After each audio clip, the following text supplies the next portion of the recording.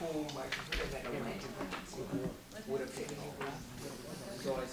va être bon, là.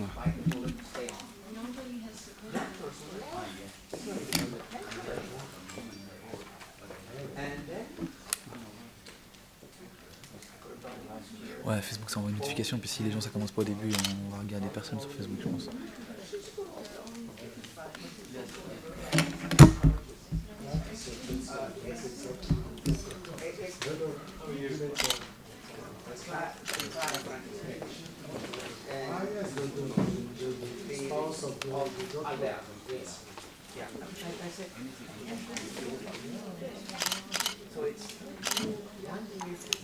Ah, ils ont fait sur Facebook, t'as vu? Ah, ils font sur Facebook.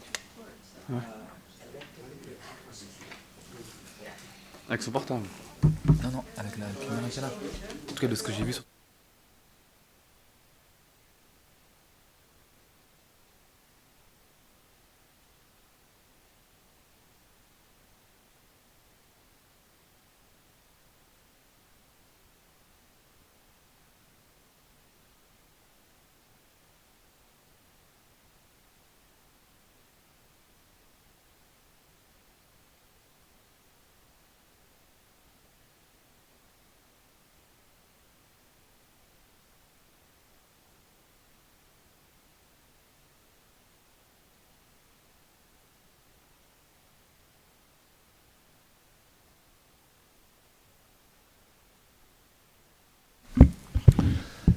So, good afternoon to everybody. I have the pleasure to introduce the press conference today about failing the victims and expert assessment of the Sri Lankan government's transitional justice efforts with Mr. Richard Rogers, MAP member, lawyer, international criminal law and human rights expert, and also Mr. Andrew Januzzi, also member of MEAP and lawyer and also expert in international criminal law. So thank you to you to be here for this press meeting about Sri Lanka. It's a long story because I remember we had the first negotiation with Sri Lanka so 17 years ago, and after there was the civil war. It's very, very, very long and tragic story about Sri Lanka and Tamil Eelam and so on. But it's always interesting to hear you about such an important subject. Before to give you the floor, I would like to ask you to sign our Golden Book. And I have a small gift for you. Just a small catalogue of our last expo about cartoons, press cartoons. Yeah.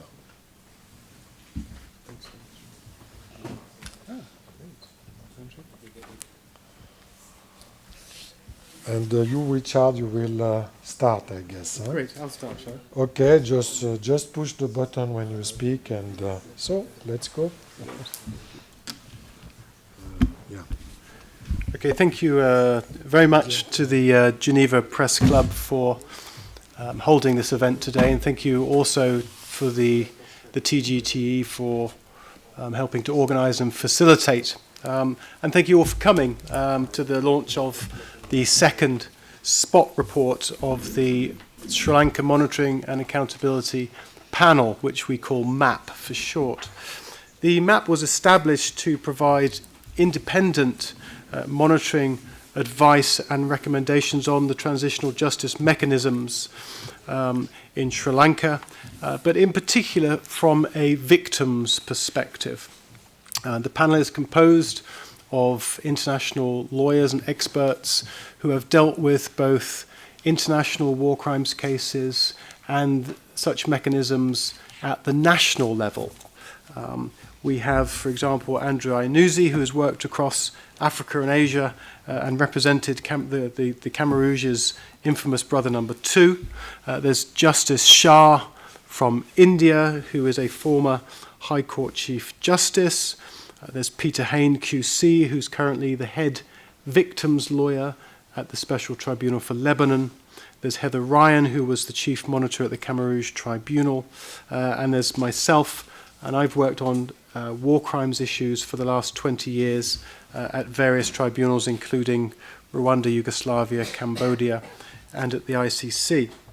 And in addition, we have a consultant to the panel, Mr. Jeffrey Robertson, QC, who's one of the most eminent international lawyers in the world and was the first president of the Sierra Leone Special Court. So the MAP members understand very well the strengths and the weaknesses of the various judicial models that have been tried and tested over the years. And I think it's fair to say that there's been many challenges at all of these courts. Mistakes have been made and repeated. And the important thing for Sri Lanka is that the government learns the lessons from those other experiments, and it avoids the obvious pitfalls. The MAP's statements and reports aim to inform the ongoing debate about the most appropriate mechanism to address the allegations of war crimes and crimes against humanity committed during the Sri Lankan armed conflict. Our first spot report that was issued last February included detailed recommendations relating in particular to the process of victim consultation and the structure and procedure that should be applied at any hybrid court. And the MAP members are keenly aware that the right choices will help foster much needed accountability and reconciliation, but the wrong choices will waste another opportunity to bring justice to the hundreds of thousands of victims and remain an obstacle to political stability for many years to come. Looking back, I think it's fair to say that the quest for justice started off on the right foot. When the war ended in 2009, leaving more than 40,000 dead and 250,000 displaced, the international community recognized that there was a real need to investigate and prosecute those responsible for the horrendous crimes. The UN Secretary General assigned legal experts, and they identified widespread war crimes and crimes against humanity. And then a panel assigned by the High Commissioner here in Geneva went into more detail. They confirmed that there was credible and probative evidence of war crimes and crimes against humanity committed by both sides between 2002 to 2011. And importantly, they stressed the need to include international judges and prosecutors into a national accountability system for two reasons. One, because the Sri Lankan system simply doesn't have the level of expertise that's necessary, and also to help ensure independence and therefore trust. In October 2015, the Sri Lankan government co-sponsored a Human Rights Council resolution on promoting reconciliation, accountability and human rights in Sri Lanka. And that laid out a series of accountability measures that the government was required to implement. And I think it's fair to say that the only sensible interpretation of the Geneva resolution is that the judicial measures included a hybrid-style court with the meaningful participation of international judges and prosecutors. Unfortunately, since that was adopted, we've seen the government try to reinterpret and to narrow that resolution and to wiggle out of its obligations. When the resolution was adopted less than 18 months ago, I think there was a great deal of hope and legitimate expectation that the government would finally address the atrocities, especially those committed against the Tamil communities. Unfortunately, that initial hope is fading fast. I think it's worth recalling that above and beyond the Human Rights Council resolution, all countries have a legal obligation to the victims of mass atrocities. In 2005, the UN adopted what they call the basic principles and guidelines on the right to a remedy and reparation for victims of gross violations of international human rights law and international humanitarian law. And the basic principles identified mechanisms for the implementation of existing legal obligations. They didn't create new ones. And these existing legal obligations include the equal and effective access to justice, the adequate, effective and prompt reparation for harm suffered, access to relevant information concerning violations and reparation mechanisms, and of course, perhaps most importantly, effective criminal justice. Unfortunately, what we've seen so far is that the Sri Lankan government has failed to satisfy any of these primary obligations. Firstly, there's been no effective access to justice. In fact, although victims have the right to obtain information on the causes of the gross violations and to learn the truth about what happened, that hasn't taken place in Sri Lanka today. And we're now 8 years after the conflict. And if a victim wanted to file a case and to try to get to the truth of the matter about what happened in their individual case, or more generally, we wouldn't even know where they could file that case. The government has failed to set up a truth commission, it's failed to set up a functioning tribunal. Secondly, there's not been adequate, effective reparation for harm suffered. To date, we've seen very little restitution, compensation, rehabilitation, or even guarantees of non-repetition. In fact, while some of the land has been returned to the rightful owners, much of it in the north is still illegally occupied by the military. And there's been little or no compensation for illegal deaths. Perhaps worse still, many crimes such as torture are still being committed, and there was an interesting report by the UN Special Rapporteur quite recently on that issue. And finally, of course, there's been no effective criminal justice or even any serious move in that direction. States have a duty, a legal duty, to investigate, and if there are sufficient evidence, to prosecute persons allegedly responsible for war crimes or other serious human rights abuses. And where a state's existing legal system is inadequate, then that state should establish a special procedure with international participation. If it doesn't, then it may well be in violation of its international legal obligations. In our report last February, the map provided detailed recommendations on what the characteristics of a hybrid court should look like, and we reiterated those recommendations in our current report. And Mr. Iannuzzi is going to speak in more detail about those. Unfortunately, although the Geneva Resolution and the Human Rights Council envisaged a court of a hybrid nature as an essential pillar of the transitional justice process, the government has shown very little appetite to establish one. So, what are the main obstacles for implementing the Geneva Resolution and satisfying the legal obligations to victims? Well, for any accountability mechanism to work effectively, there must be a genuine political commitment. Without that, real accountability is dead in the water. And this has been and continues to be the real crux of the problem in Sri Lanka.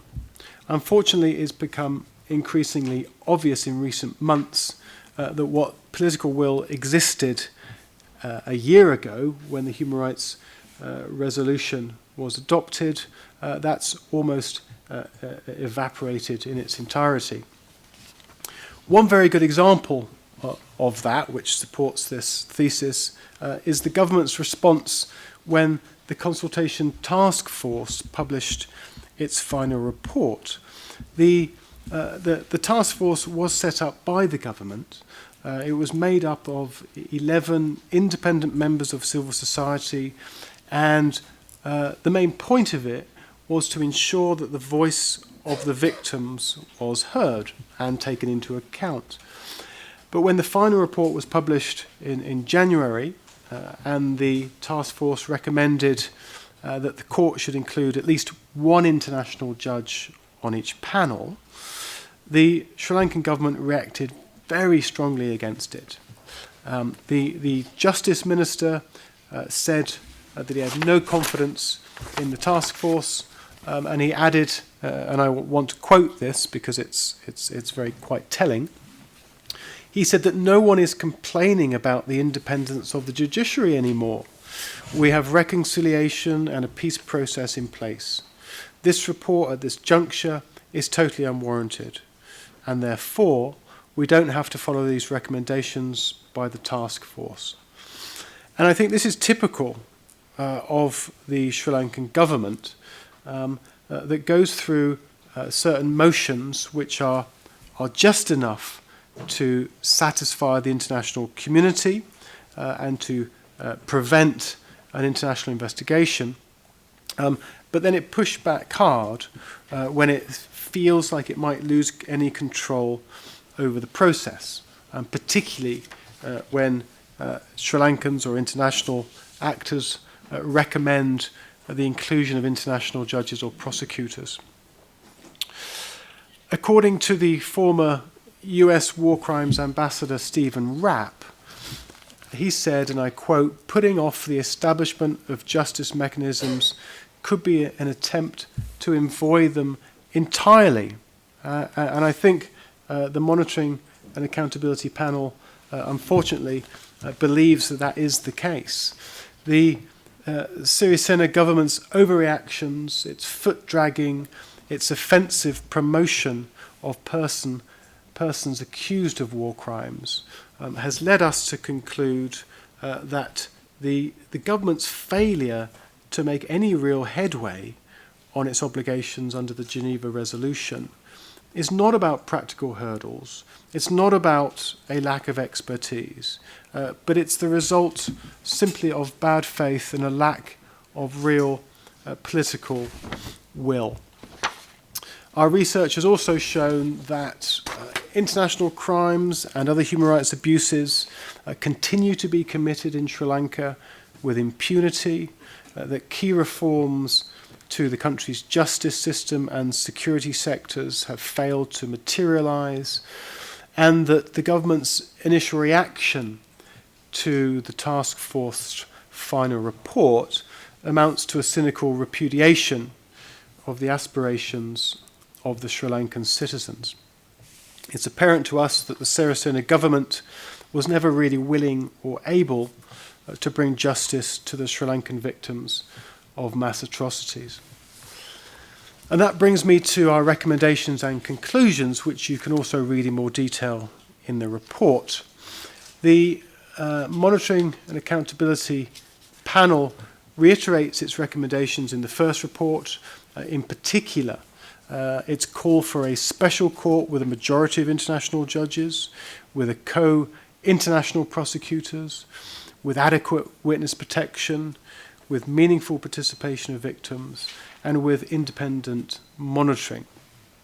We also recommend that the Human Rights Council adopt a new resolution condemning the failure of the government to fulfil, firstly, its commitments under the Human Rights Council resolution, and secondly, its legal obligations to victims.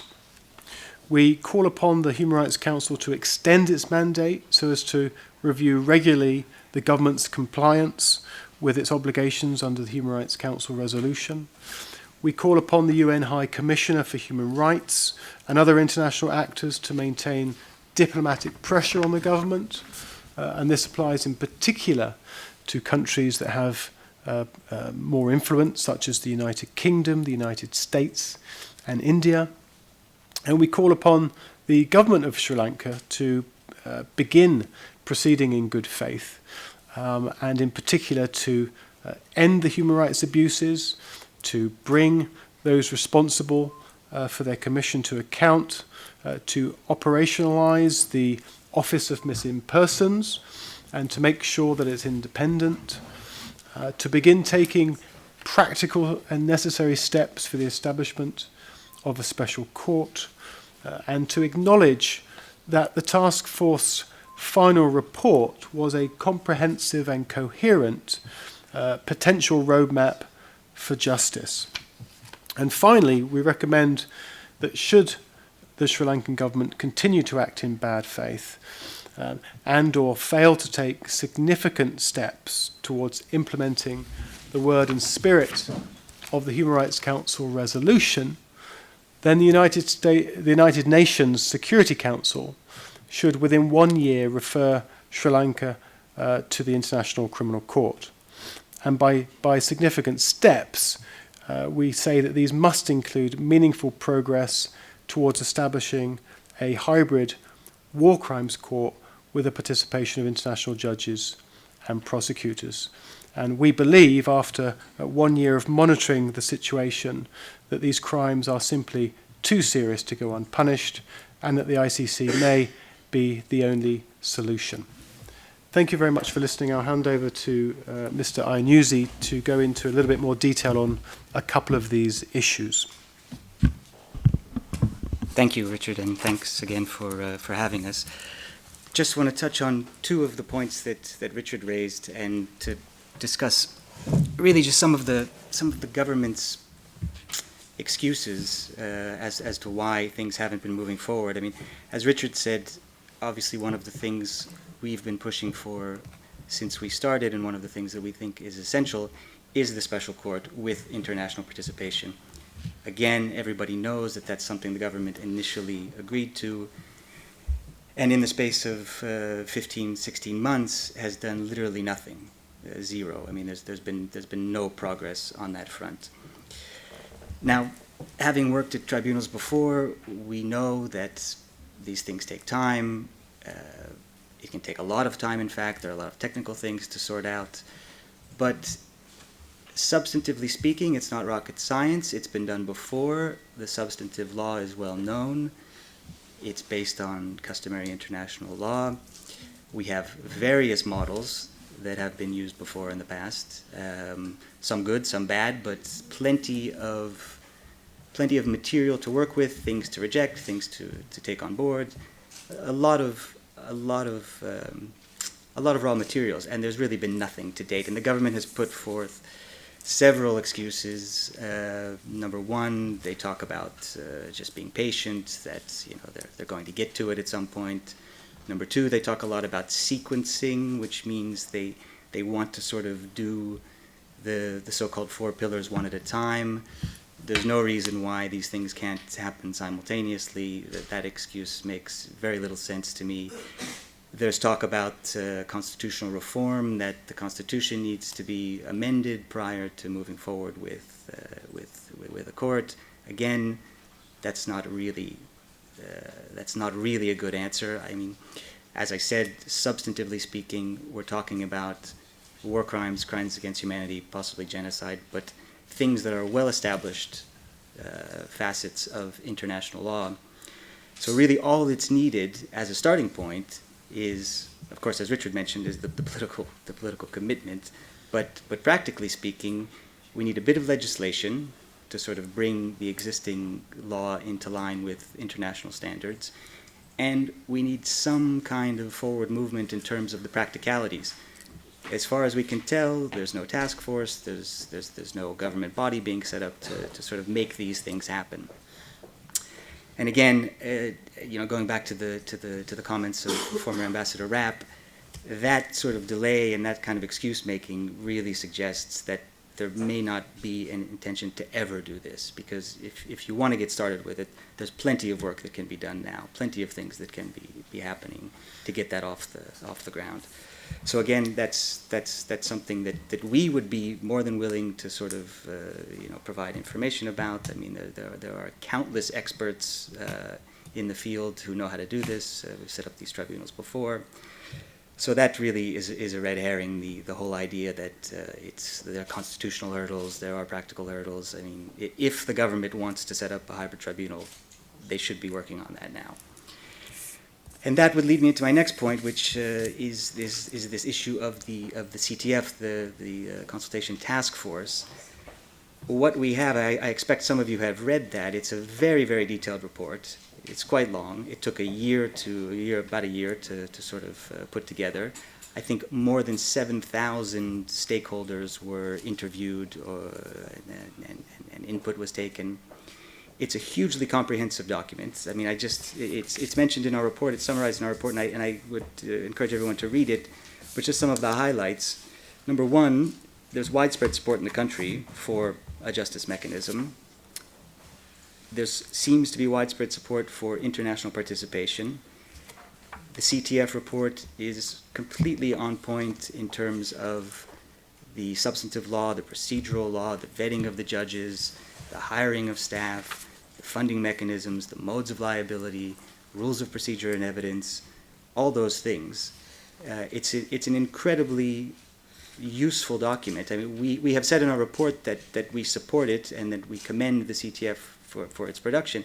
We by no means agree with every single point in that document, but you couldn't have a better sort of roadmap starting point to get the ball rolling. I mean, I'm not familiar with a similar process that took place in other countries where hybrid courts were implemented of such scope and depth. I mean, really, like I said, it was a process that took place over the course of a year, and many, many people were interviewed. I think, we all think, that it should form the starting point for what a court could look like. And the government should really be, embracing that, engaging with it, instead of dismissing it out of hand, as Richard mentioned, simply because of one line that mentions international participation. So again, it seems as if it's an excuse to possibly never do this, to never have a tribunal. So again, those are really the two main points I wanted to make. I think maybe it's a good idea now to open up to questions, since there's quite a few people here and we've got time. Okay, thanks for your presentation. So I open the floor for questions or remarks or comments or compliments. No? Okay. Yes, please, Alfred. Okay. It's done. Thanks. Alfred Desaias, independent expert on the promotion of a democratic and equitable international order. Obviously, we all want reparation for the victims, and you've already said that there's a lack of political commitment on the part of Sri Lanka. Naming and shaming doesn't always work, especially when the government doesn't have much to fear. I mean, I don't see any campaign for divesting or any campaign to impose any kind of sanctions. There are, of course, a whole variety of mechanisms that can be used and probably have already been used. I'm not really up to speed on this, but obviously the Human Rights Committee could investigate violations of Article 6, 7, 9, 14, etc. The Committee Against Torture could investigate violations of the obligation to investigate and prosecute as provided for by the Convention Against Torture. There are other avenues that could be tried. You all know my colleague, the rapporteur on torture, and my colleague, the rapporteur, Pablo de Greve, on the right to truth, justice, and reparation. I don't know whether Pablo has written specifically on this issue, but I think he's a good man, and I think it's worth involving him. Obviously, the problem, without sounding too pessimistic, is that we independent experts and rapporteurs essentially are an assembly of Cassandras. I mean, we prepare reports, we make very concrete, pragmatic, implementable recommendations, and they get filed away and forgotten without any implementation or follow-up. In many of my press releases and reports, I have called for some kind of a mechanism so that you can follow up on the recommendations of the rapporteurs. But there's also another possibility that I think it's worth exploring, the people's tribunals. If you cannot establish an official truth commission or an official hybrid tribunal, establish and finance it, there is the Lelio Basso Foundation in Rome that has conducted several people's tribunals, for instance, with regard to the Iraq War. You have the so-called Brussels Tribunal after Bertrand Russell.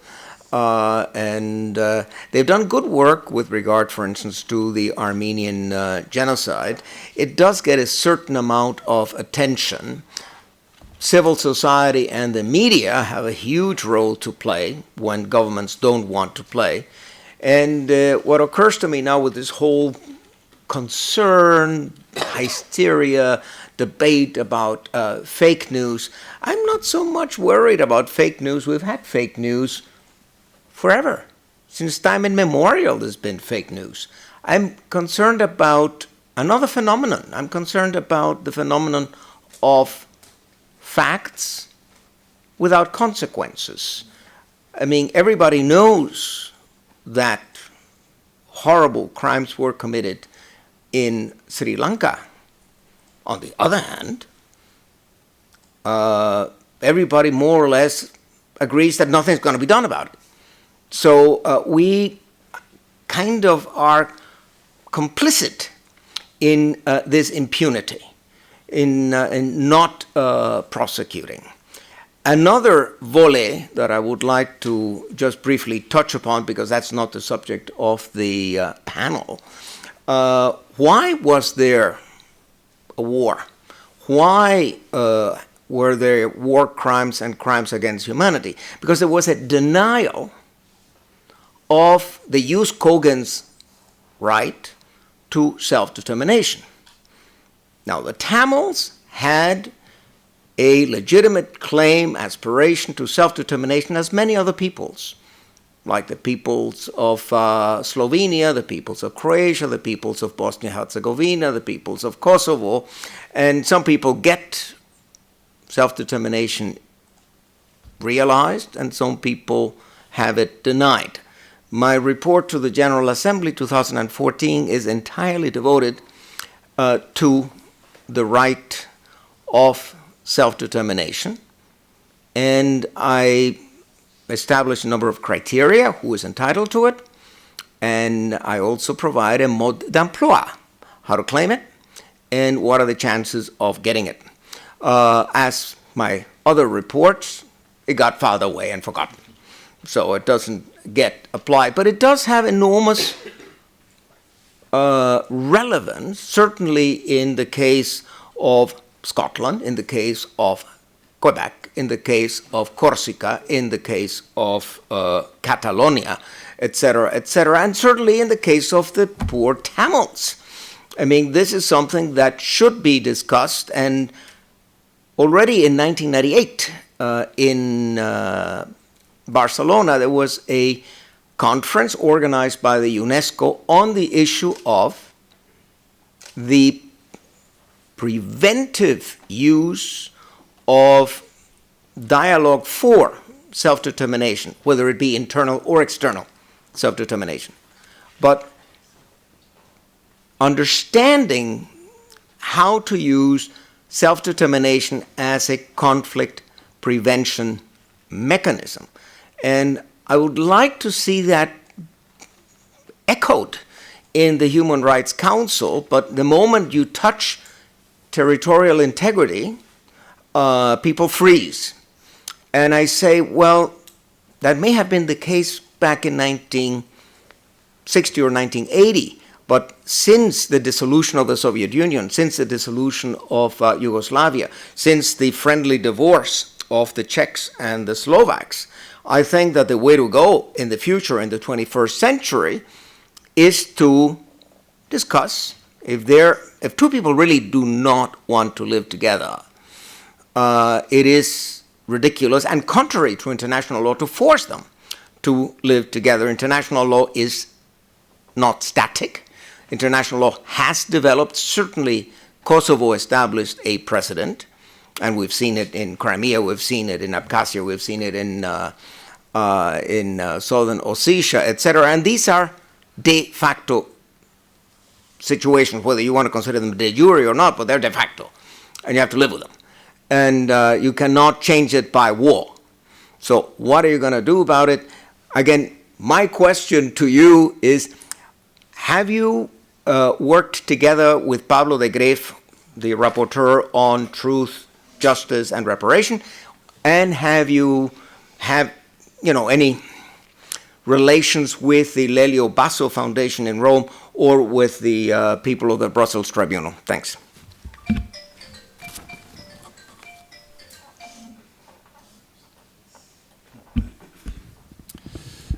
The short answer is no. We haven't worked with that foundation or Pablo de Greef, although we have factored in his comments on the issue. But I think it's you make a very important point that if we're dealing with a post-conflict situation, we want to get to the root causes of that conflict and learn from that conflict, not only for the country in question, but for all countries.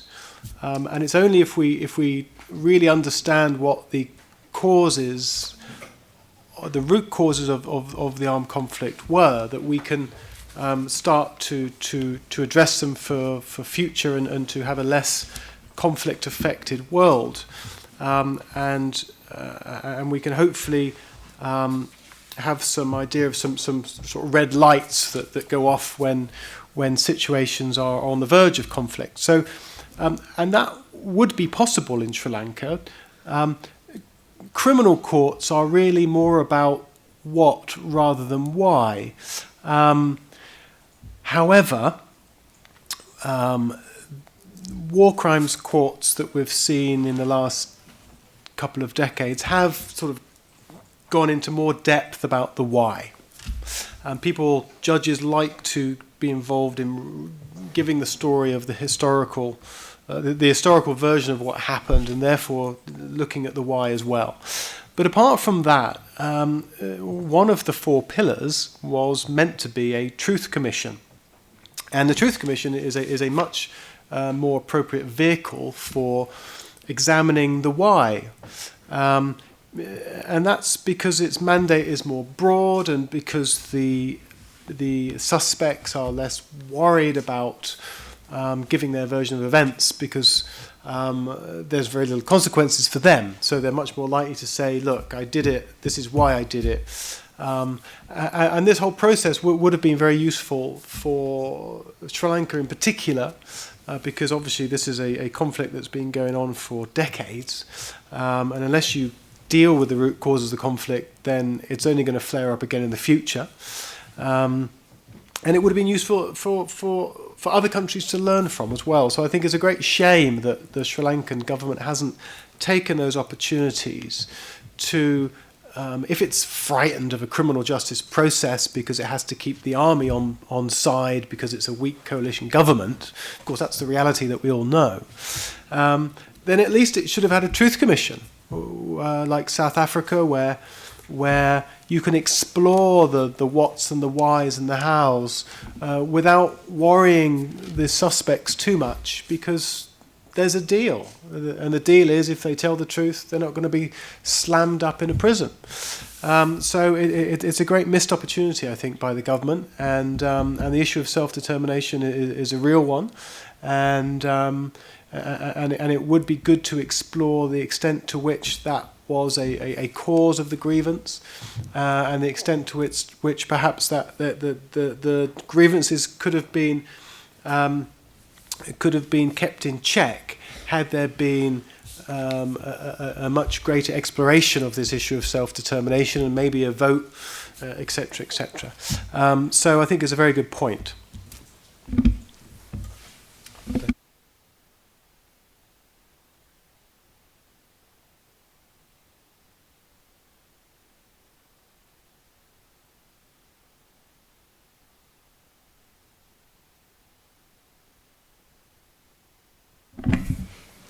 Hello, my name is Avis Srijantha, and I'm from the U.S. Tamil Political Action Council.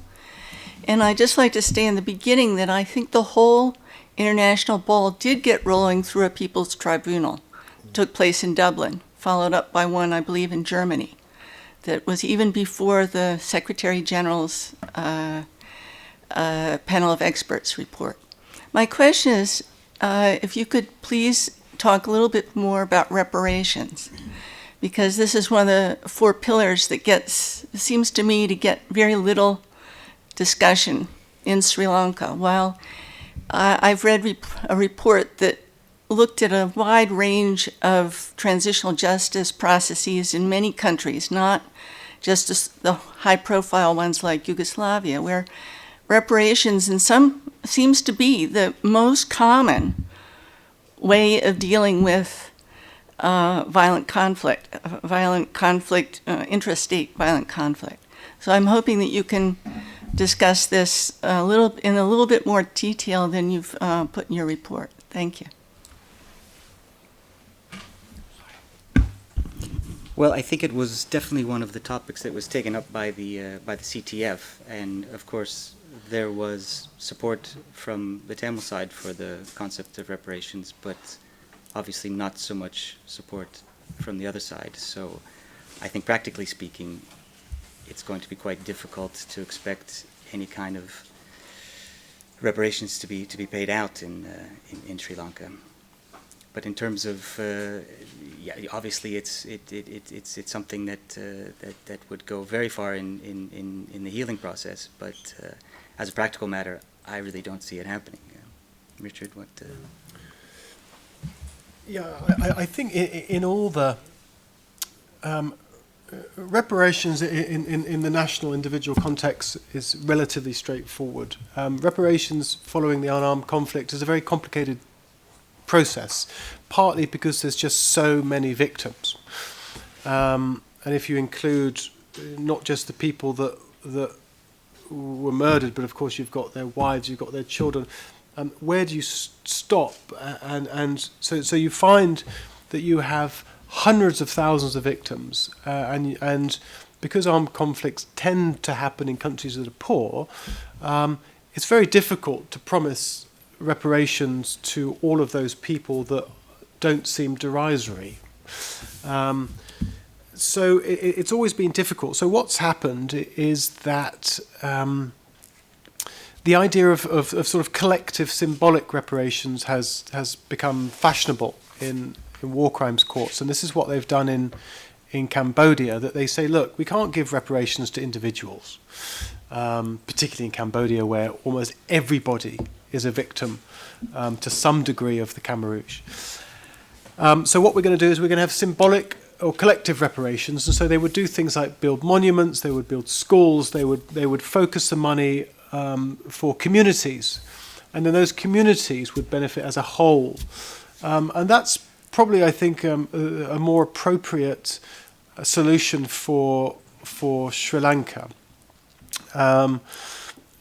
Simply because the numbers, because nobody's going to be willing to pay, and perhaps most crucially because in order to get reparations you have to prove you're a victim, and in order to prove you're a victim you have to have someone convicted, at least when it comes to individual reparations. And when since we're unlikely to have a court that's at least not a court that's going to try the real perpetrators or many perpetrators, then we don't get very far in the process of reparations. So what would be much better is simply to select communities that have suffered, and to say, look, whoever committed the crimes, we know that these communities have suffered terribly because of the armed conflict, and therefore they should have reparations on the basis that they are victims of some kind of crime, whoever committed it, and to sort of offer collective reparations to those communities in the form of roads, schools, hospitals, etc. In some ways, it's no different than simply having an aid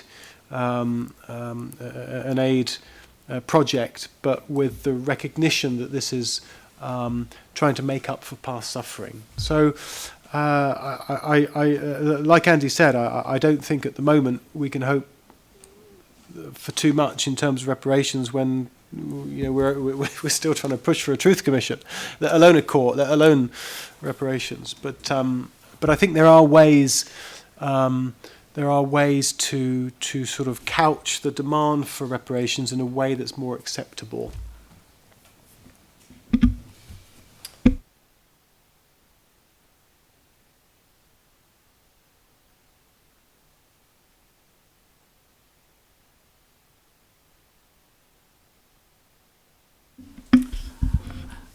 So it is the common knowledge that Sri Lankan government so far not fulfill the resolution in every form. So at this particular council, what is expected from the council towards Sri Lanka to do? Where are they going to go from here? So far we have spoken about that is not fulfill all the promises made, and always seems to be a dodging going on. So where are we going to start at this council? Yeah, not to be overly cynical, but I think probably where we're going to start, I think we started this morning with the foreign minister's comments asking, as we knew he would, for more time, sort of a rollover, and I think that's most likely what we're going to get.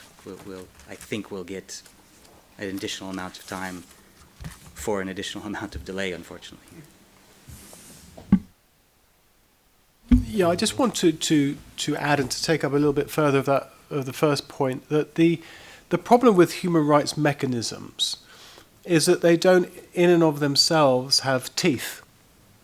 So in order to sort of persuade or coerce a country into abiding by its international human rights obligations or a resolution by the Human Rights Council, you need diplomatic pressure on top of that. Unless you have diplomatic pressure, then the country can simply ignore all the sort of raps on the knuckles that it gets from the Human Rights Council, once a year, twice a year, once every 3 years, whatever it is. And the reality in Sri Lanka is that we had a couple of powerful countries, vocal countries, the US, UK, who, when it was the former government that seemed to be a little bit more pro-Chinese, then they were very willing to put diplomatic pressure through the council on Sri Lanka and to push through resolutions, etc. But now there's been a change of government, which is a more pro-Western government, and it's a government that is unstable because it's in a coalition, because there are still many Sinhalese nationalists who threaten the political stability of the country and the power of the government. Seemingly the powerful states that previously had been willing to exert pressure and don't want to push too hard, because the last thing that they want is for this government to tumble and we have a change of government and it turns into a pro-nationalist, pro-Chinese government and kicks out the Western companies and takes all the Chinese again. That's the reality. This is, in international law, is inextricably linked with international politics. So there's no point being naive about this. But that's why we need to find a solution that has teeth, and that solution, one of those solutions, but the best one, is the International Criminal Court, because that is not subject to political influence, at least not direct political influence. And the International Criminal Court can, under certain circumstances, look into these issues, and it can indict presidents, prime ministers, kings, queens, anybody, so long as it has jurisdiction. It doesn't have jurisdiction over Sri Lanka at the moment because Sri Lanka didn't sign the Rome Statute. It's not a party to that statute. But it could get jurisdiction if it was given, if it was requested by the UN Security Council to look at the situation in Sri Lanka. And even though I think that's very unlikely at the moment, because of the same political realities, it doesn't mean it shouldn't happen. In fact, that mechanism within the Rome Statute that allows referral by the UN Security Council is exactly the type of mechanism that should be used for this. This scenario is indeed the type of scenario that was envisaged by the drafters of the Rome Statute, by situations where countries that haven't become parties have terrible armed conflicts, refuse to investigate or prosecute properly, and therefore there's no other solution to all these hundreds of thousands of victims. So that's when the UN Security Council, if it's functioning outside of the context of national politics, it should refer a country to the ICC, and it should say to the ICC, look, you've got to investigate this country because they're not doing it themselves, and therefore we're left with no option. That's not going to happen at the moment. It doesn't mean it will never happen, because politics changes. Look at Gaddafi. But I think it's worth pushing for, and that's why we added that as our final recommendation, because even though we know in the current political state it is not going to happen, we also know that it should happen. So it's in there, it's on record, and that's what we think should happen.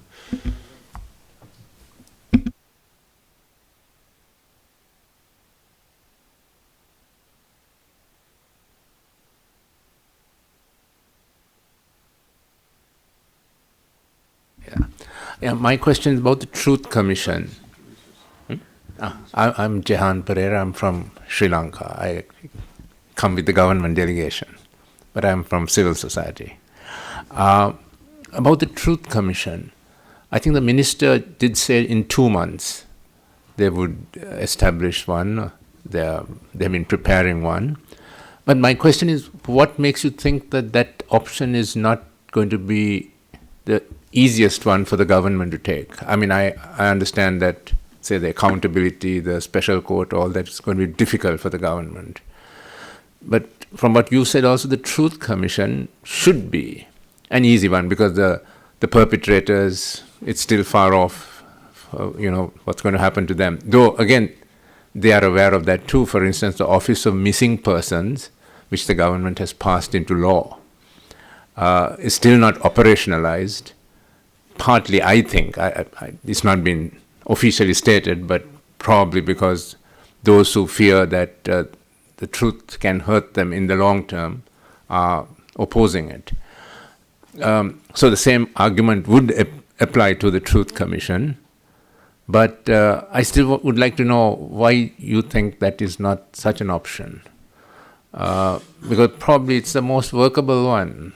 I mean, I'm asking because I myself not sure how things will unfold in the months to come. And as you pointed out correctly, government is not exactly a strong government.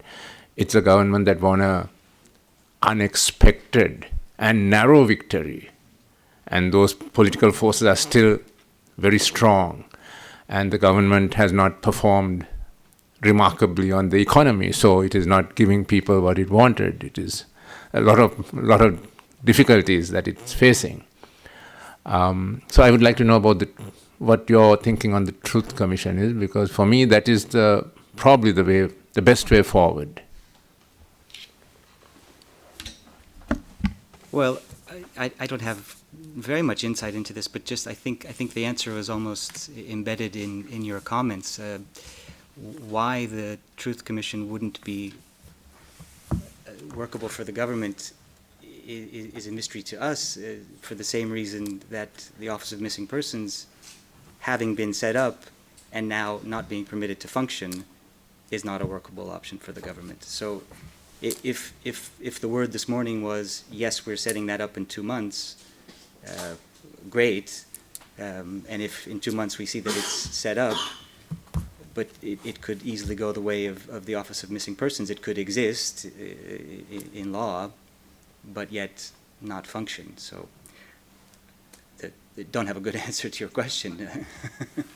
But based on experience to date, I don't see any reason why they might not make the same approach.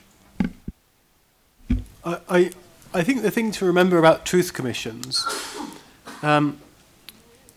is that they only work if people are prepared to tell the truth. And that's the kind of crux of the problem, because in Sri Lanka there hasn't really been many people from the military side coming out and accepting responsibility for what happened. And can we really expect that? It's much less frightening for a suspect who knows that they are accused of war crimes to face a truth commission than to face a court, because the consequences, the punishment is much less or is not at all. But still, they have to come out and tell the truth. If no one's prepared to tell the truth, we're not going to get very far. And I can tell you that Andy and I both worked in Cambodia for many years. If there was a truth commission, if there had been a truth commission in Cambodia, there wouldn't be much to do, because only one person, 25% of the population, died in a few years. They were either killed, tortured to death, or starved to death. Many, many people were responsible for that. There's only been one person in the history of Cambodia that's come out and said, oh yeah, I'm guilty. And that was Doik. That was the first accused at the trials. One person. And there's tens of thousands of people who must have been involved in one way or another in crimes.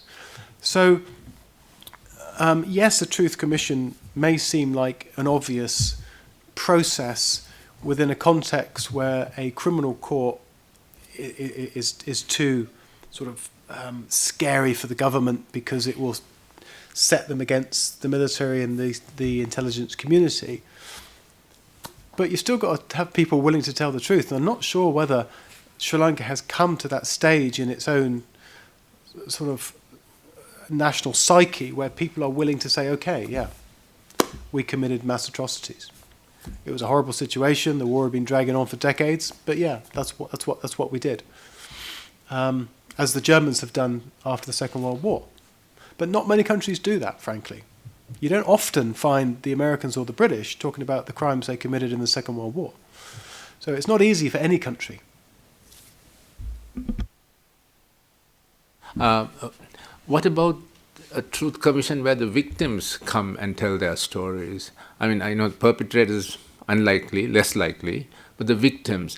And, well, through that, the truth also can come out.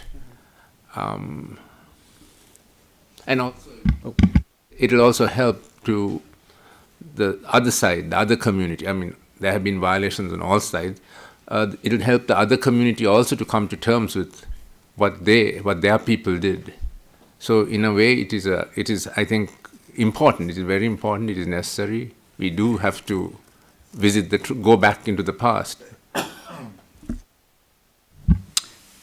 We completely would obviously agree with that statement, but I think in the Sri Lankan context, at the moment, we have to. The number one priority in a victim-centric truth process would have to be the protection of the victims, and do the victims feel safe and secure enough to do that now? I mean, if you read that CTF report, you see very, very clearly that there was intimidation.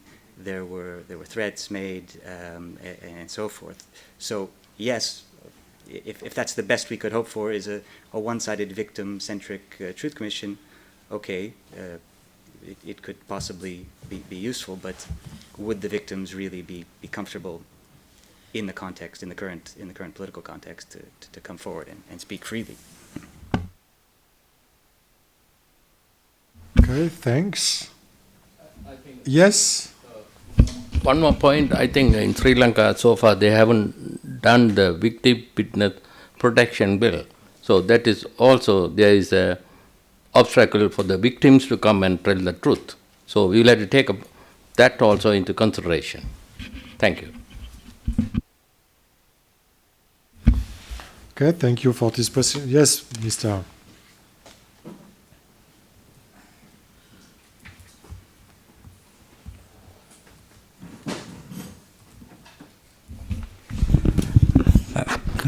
Coming back to the Truth Commission, where stands the governments who had their responsibilities of the war in Sri Lanka? Since years, since decades, all governments of Sri Lanka should also accept their mistakes before we organize a Truth Commission. That's my view.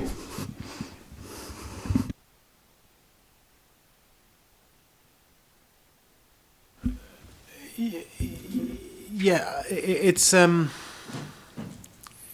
clearly if a sort of government as a whole has responsibility, then it should accept that responsibility. But governments are made up of people; they're made up of individuals, and in criminal law we try individuals. So it is important for governments to accept that as an institution they failed their people. I think that's a very important recognition, but it's certainly parallel to the investigation and prosecution into the responsibility of individuals within that government as well. But yes, I think that's a very valid point. Yeah.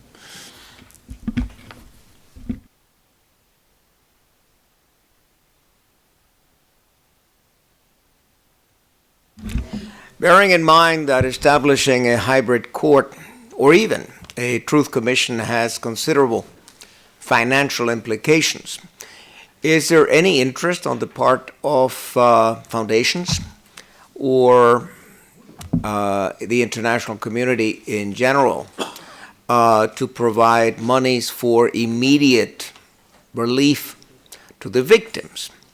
As you said, relief in the form of hospitals and of schools and of roads and infrastructure, rebuilding. There is skepticism in some circles that creating yet another court with judges who are drawing salaries of 100,000 plus is not the best way of using the limited resources, whether that could not be channeled directly to the victims. Yeah, that's the very valid point that we heard made quite a lot in Cambodia and Sierra Leone. And why is our country getting money for this process? Why is it not going directly to development, to other means? And I think there's obviously a certain legitimacy to that argument, but would any government be willing to attach to its provision of development funds this sort of plaque that it's in recognition of crimes that were committed? I think is a very politically tricky issue, and I wonder if too many governments would be willing to do it in that manner. I mean, obviously they're willing to make whatever contributions they normally make from their development budgets, but if it's specifically linked as a kind of reparation, I think you still come up against all the same political hurdles that you would otherwise. So,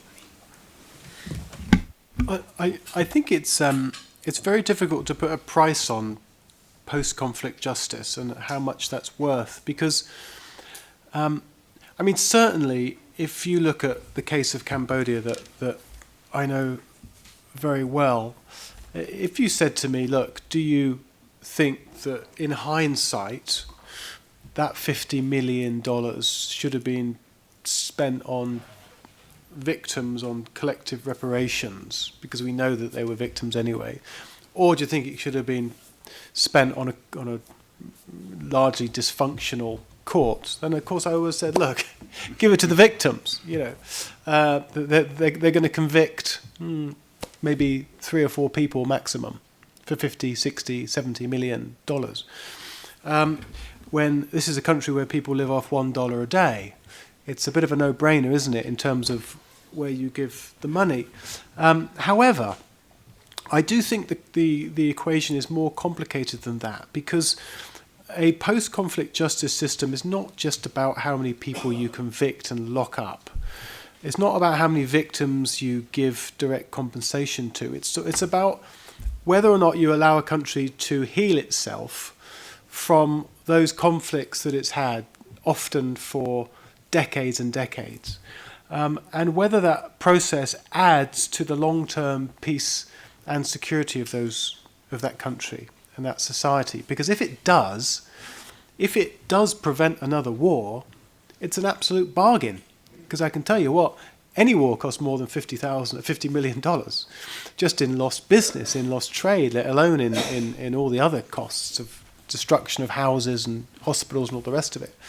So post-conflict justice, I think you have to see it much more broadly in terms of how it sort of fits into the story of the country and the way that societies can move on, can heal, and can avoid this cycle of conflict that we so often see.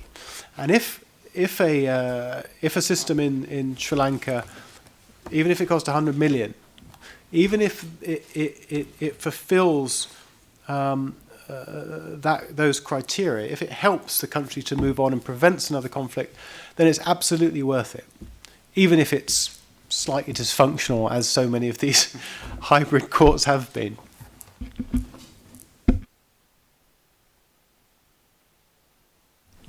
Thank you, David Whaley. I first of all want to do a small correction on the witness and victim protection. There has been legislation adopted. The problem is that it is deeply flawed in certain aspects. Further than that, there's actually been an establishment of the Witness and Victims Authority. But there's been a recent report by the ITJP, the International Transitional Justice Project, which demonstrates that its composition is highly questionable. That's putting it mildly. Just to start. But I wanted actually to make a few comments.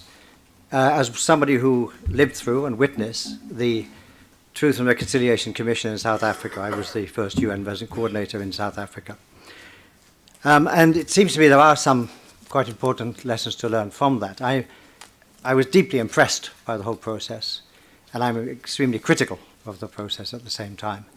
One of the things that clearly worked was that the commissioners under the inspired leadership of Desmond Tutu, found a way of convincing perpetrators of the fairness of the process and their interest in getting involved.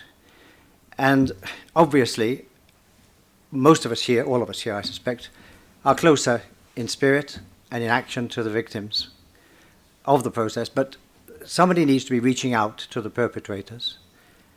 And I'm just looking and seeing the wave of suicides across the south and the southern villages.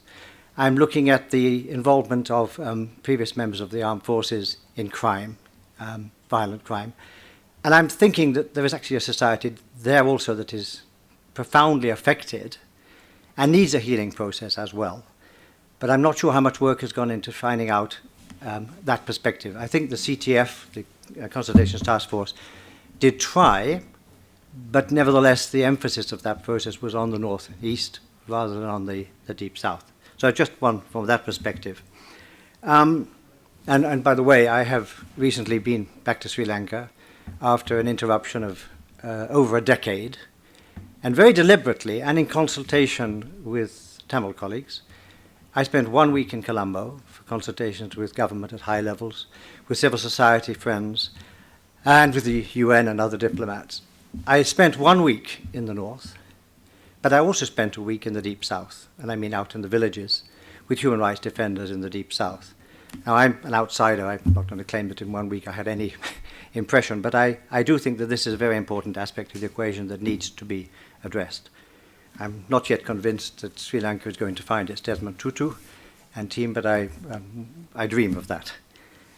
But something else, three things were missing in the South African process. One, there were no reparations. There was a reparations commission, which came up with some very sound advice and guidance to the government. But this was 17 years ago, and there is still a timid discussion reinstituted last year by civil society in South Africa. I have a couple of grandchildren in South Africa, so I go back regularly. And the whole issue is still on the table. And clearly that has not been part of the process that has contributed to reconciliation between communities in South Africa. The second thing is that there has been no accountability. There's been, other than through the truth process, there have been no prosecutions. And the few that have been attempted have failed, even with Dr. Death, as he was called. And this is hugely problematic, but it's not inevitable. The fact that the South Africans didn't go down that track and sequentially, through a truth process, get to reparations and accountability doesn't mean that it's going to fail anywhere else. And I'm delighted to say that Pablo de Grief is very much involved in a special way. And his role has to be understood because it's become a bit problematic. He accepted to undertake a series of technical advisory missions to the government of Sri Lanka at the government's request, and is working on some very difficult issues, but as a partner of government. He has not undertaken an official country visit to Sri Lanka. I have a suspicion that he will do so this year, which would enable him to work on an equal footing with a wider range of stakeholders. And that is now becoming a very important part of the equation. But he has made 3 visits to Sri Lanka in a technical advisory capacity in the last couple of years. And some of us have had good interaction with him. And I'm disappointed that the panel has not been able to do so. But one last comment on the Sri Lankan. I think the biggest gap of all was the complete lack of public participation. Now, I have to be clear about what I mean. There I am living in Pretoria in a practically all-white street when I first moved in. At the end, we had a mixed community, including ministers, etc. But at the beginning, my wife and I would every Sunday evening watch a wonderful program on the South Africa Broadcasting Corporation's Sunday evening program, TV. 2 hours of the highlights of the week's events in the Truth Commission.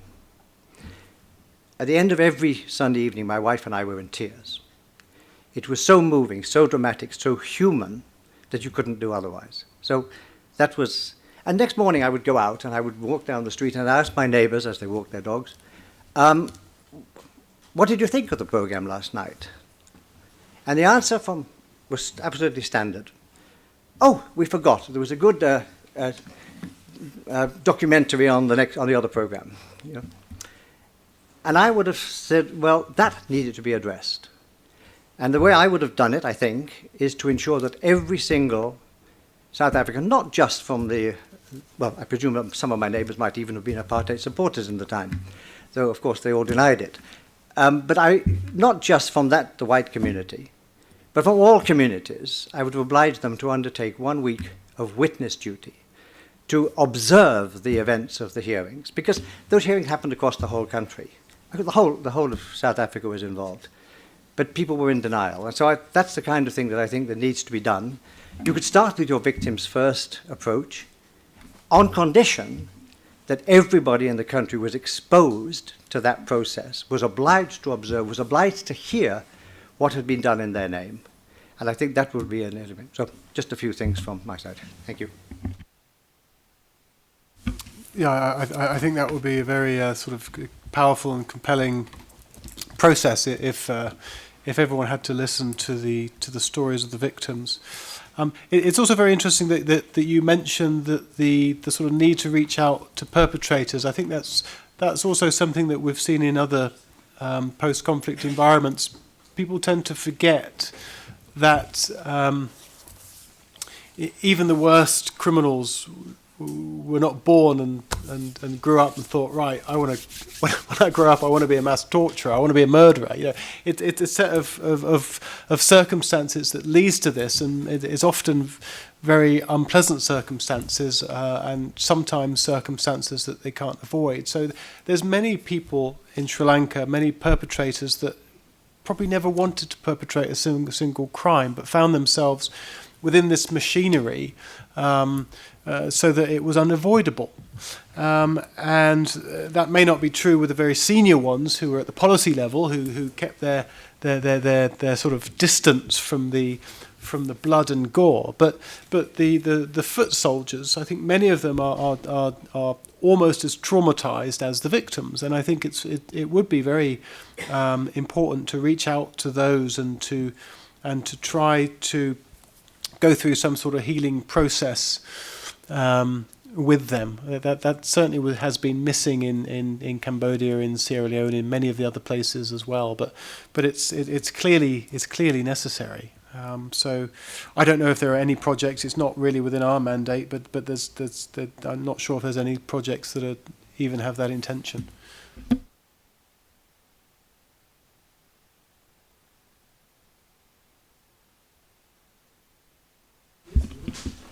In the light of what you said, the last speaker, I am Father Emmanuel from Sri Lanka. I want to say something in the light of what you said, because I have been the longest witness of this conflict. And when you have a mountain of truth on one side, it's well and good. On the Tamil side, there have been so many commissions and all that, from Ban Ki-moon's time, as panel reports and things like that. And this also, I thank you very much for taking the trouble to compose this report. And I read through all the conclusions, things like that. I thank you. Even at the beginning of your work, I congratulated Rudra on starting this work. But now I want to say 2 points as comments. I am not a legal man. When you have an accused in the prison cell, and the accused must be kept in the prison cell so long as you go with the case in the court. Suppose the accused escapes from the prison cell, the case fails. Sri Lankan government is now in the case. International, it is caught after so many times. I have been coming here for the last 25 years because Sri Lanka is a member of the UN. And I came to this as an appeal court. And I told in 1998 here, Kofi Annan's time, I am disappointed because this has become, you scrap my back, I scrap your back. And justice is not denied, justice is not given. Okay. So we don't want to lose Sri Lanka out of the cage.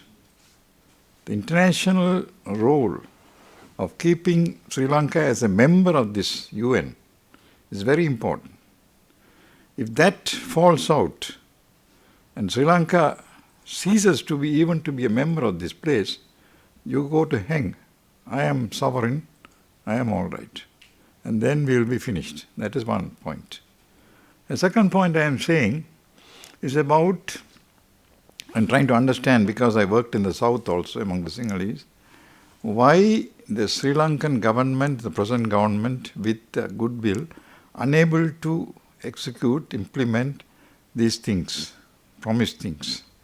One of the big things is that when Ban Ki-moon went to Sri Lanka at the close of the war, the then president in his euphoria, he immediately said, I will inquire.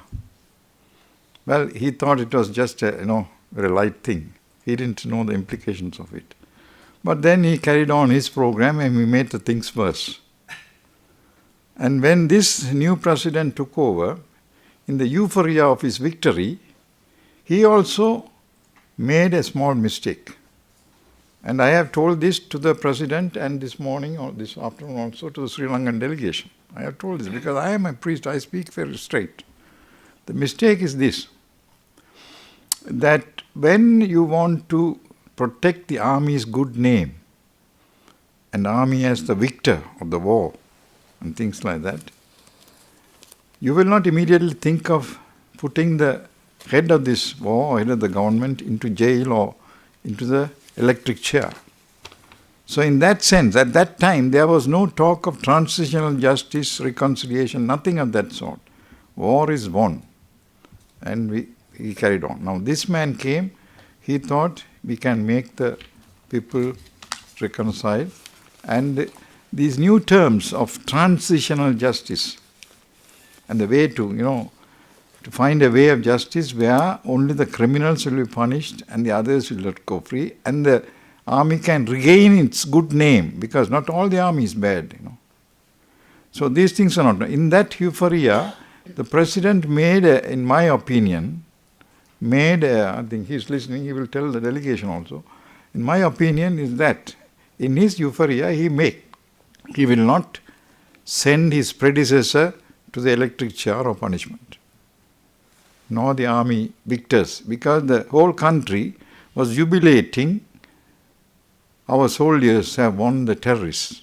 It's a victory. And they celebrated without end. It was a real thing. They never thought of the consequences. It was a real. In that sense, all these consequences of international inquiry, hybrid court, all these things are new and coming. They are challenging the government. Only these 2 years, when after the new government agreed to allow the UN people to get inside and get the report and all that, it worked a little and we have gone forward. And I tell the government, even today, my secretary has given a report, everything, that they have not done all the things that they have promised. And they have real difficulties from their side, because it is a coalition government of two parties, which never happened in the history. And also there is a president, prime minister, that and this and all coming together as a team to move in the same direction. This is the trouble. So these limitations, understanding of the process of justice is not simply to send them to crimes, victims to the electric chair, but also to get his good name. So I wrote 2 days back about the army. The way to clear the name of the army is by having the inquiry and identifying the culprits. But Sri Lanka, the whole thing there, now we have promised to protect them. So they are, no? So they are caught. They are unable to execute anything because their promises to the victors of war and to the victor soldiers, they are trying to be faithful. The people. This is the practical problem I am telling. The difficulties in moving. Thank you.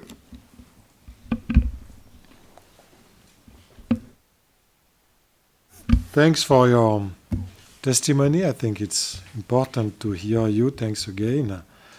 I think we are maybe approaching the end of this press meeting. It was quite interesting to hear you, to share also the views of the assistants. So thanks again to everybody of you for being there and bringing your visions and comments on this important topic. Yeah. Okay. Thank you very much. Thanks.